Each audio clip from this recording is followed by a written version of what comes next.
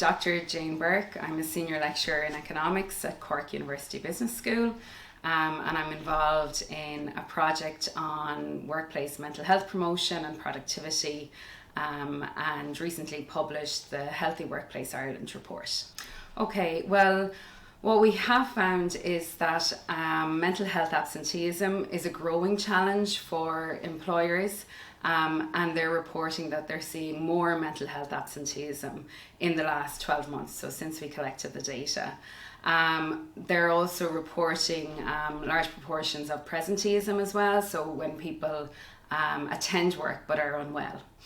And I suppose one of the main changes that our data shows for Irish workplaces is the move from only 7% of workplaces allowing their employees to work from home, and now that's at 1 in 3. So that's a really large change, I guess, to how things have changed since the COVID pandemic. In relation to Irish workplaces, so in our report, we see that 3/4 of employers do recognise that they have a responsibility to their employees' mental health, and they do see it as their responsibility to promote mental health in their workplaces.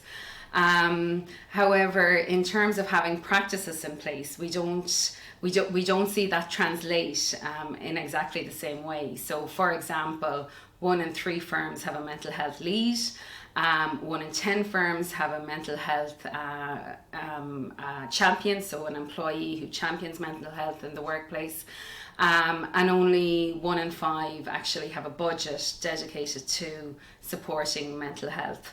So I suppose we see that the intention to support mental health isn't always backed up by practice. And I think some of that is because employers aren't entirely sure what their employees need, what they can offer. I think there's also sometimes a fear of getting it wrong, so there's very clear guidelines on health and safety, but not so much psychological safety in the workplace, and that is changing now in Ireland. But I think that's a reason why some employers, I suppose, haven't met their intentions in terms of the practices that they've introduced.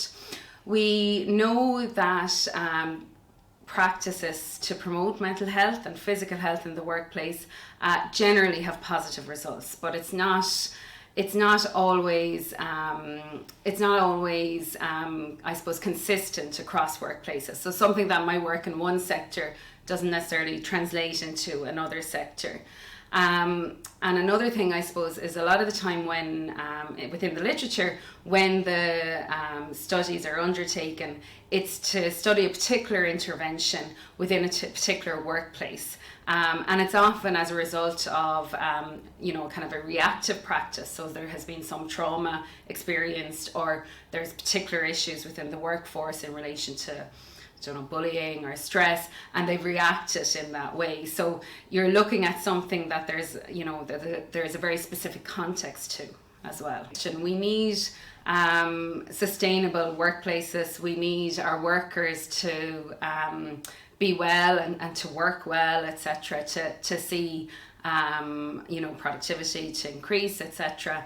And we need our workers to be well mentally as well, in terms of allowing them to be creative and innovative and all those things that make a big difference to our economy and our society.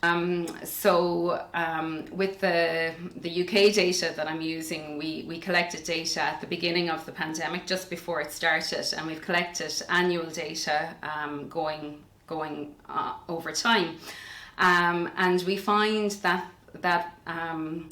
workplaces really responded to the pandemic in terms of introducing work practices to support mental health. But as the pandemic, I suppose, petered out, there was less of an uptake. So people firms stayed pretty steady, or sometimes they even declined. And I think there is a gap in our knowledge and in the literature in terms of, well, which practices work and which are most effective, and whether that's in terms of looking at employee well-being, whether it's looking at absenteeism or presenteeism or productivity. We don't actually have a lot of information on that. I suppose there's this general understanding that they're positive, But I think employers want to know, well, if I'm to introduce something, what should it be? And we're hoping that in the next stages of this research that we will have some of those answers, particularly with the longitudinal data, because we can see, well, what happened after year 1, after year 2, after year 3. So I think one of the main challenges that we've noticed in terms of employers is that they don't know how to start the process of putting in place a mental health promotion strategy or policy. There is more information now available from the national, from the Healthy Workplace Ireland framework. So that does give more guidance in that area. And I think sometimes it can be seen as it's one person's job, but in fact we know it matters at the employee level, at the team level, at the line manager level, and at senior level as well. The Healthy Workplace Ireland report is available on the UCC website. Yeah.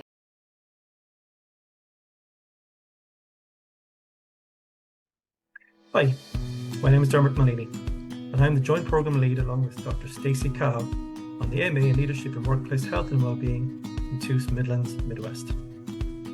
This 1-year full-time Level 9 programme runs across 3 semesters starting in October.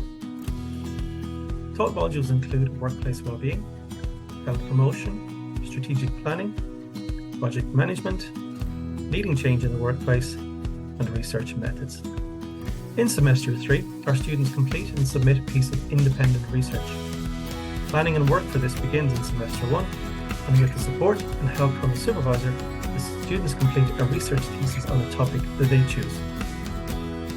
In semesters 1 and 2, our students attend lectures and tutorials on 2 days per week in our Moylish campus in Limerick City.